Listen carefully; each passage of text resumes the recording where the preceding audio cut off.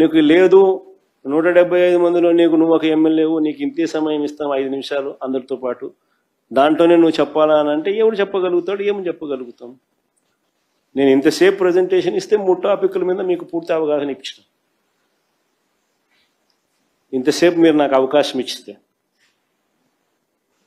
మరి leader of the opposition అనే వ్యక్తి మాట్లాడినప్పుడు సమగ్రంగా తాను మాట్లాడే అవకాశము, పరిస్థితులు అసెంబ్లీలో స్పీకర్ ఇవ్వాల్సిన ధర్మం స్పీకర్కు ఉంది. ఉన్నది ఒకే ఒక్క పార్టీ, ప్రతిపక్ష పార్టీ.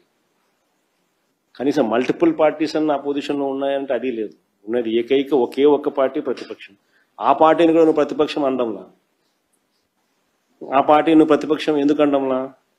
ప్రతిపక్షం మనం అన్నావు అనుకో, ఎంతమంది ఎమ్మెల్యేలు ఉన్నా కూడా ఆ ప్రతిపక్షానికి ఒక నాయకుడు అనేవి ఉంటాడు, ఆటోమేటిక్గా ప్రతిపక్ష నాయకుడు అవుతాడు. ఆటోమేటిక్లీ ప్రతిపక్ష నాయకుడు అయినాడు అని అంటే ఆయనకు నువ్వు సభా అధ్యక్షునితో సమానంగా మైక్ ఇవ్వాల్సి వస్తుంది. అది ఇవ్వడం నీకు ఇష్టం లేదు కాబట్టి అసలు ప్రతిపక్షమే లేదంటున్నావు, అసలు ప్రతిపక్షమే గుర్తింపు ఇవ్వడం అంటున్నావు. ఈయన చూసేది ఏంది స్వామి నాకు అర్థం కాదు. ఈయన చూసేది ఏంది నాకు అర్థం. పైన దేవుడు, కింద ప్రజల ఆశ. చంద్రబాబు నాయుడు అనే వ్యక్తి అసెంబ్లీకి నేను ముఖ్యమంత్రిగా ఉన్నప్పుడు 2 రోజులు వచ్చినాడు. ఫస్ట్ దానికి సమాధానం వీళ్ళు ఎత్తుక్కోవాలి. ఏడ్చేసి అసెంబ్లీలో ఏమి జరగకపోయినా కానీ జరిగినట్టుగా ఒక డ్రామా క్రియేట్ చేసేసి కళ్ళల్లో నీళ్లు పెట్టుకొని ఏడ్చేసి జగన్ ఉంటే నేను అసెంబ్లీకి రానని చెప్పేసి అసెంబ్లీ విడిచిపెట్టిపోయింది.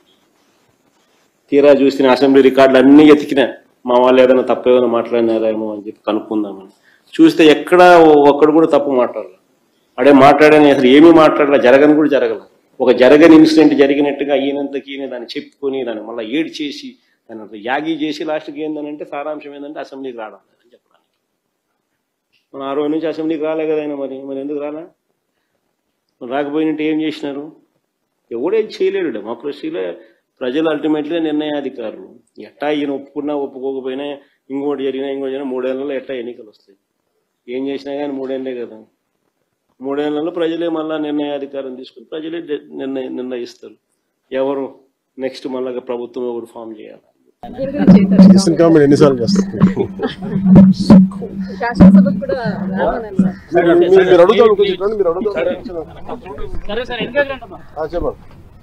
శాసనసభకు కూడా రాము ఈసారి. శాసనసభకు కూడా ఈసారి కూడా మేము అటెండ్ కాము అనేసి రావట్లేదంట. వాళ్ళ ఓన్ కాన్స్టిట్యూషన్ ఒకటి ఉండదు, దాని ప్రకారం చేసుకున్నారు. అంటే వాళ్ళు భారత రాజ్యాంగాన్ని నమ్మితే మరి అది కాదు కదా. మేము వాళ్ళ సంవిధానం లేదంటే వాళ్ళ రాజ్యాంగం ప్రత్యేకంగా ఉండండి.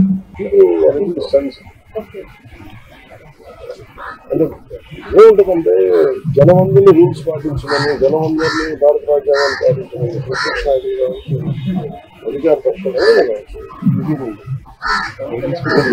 మీరు కనీసం పాటించకుండా ఈ విధానం ఇందాక అడిగిన సమాధానం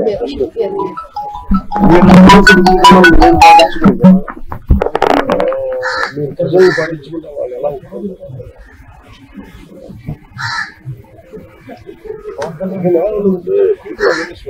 మనం ఏమనుకుంటాం, మనం స్కూల్ ఫీడింగ్ చేస్తాం, అర్థం కాదు. ప్రజల్లో ఉన్న సమర్థత, collective intelligence of people is far superior అనేది ఆ గ్రహింపు ప్రతి నాయకుడికి అవసరం, ఇంక్లూడింగ్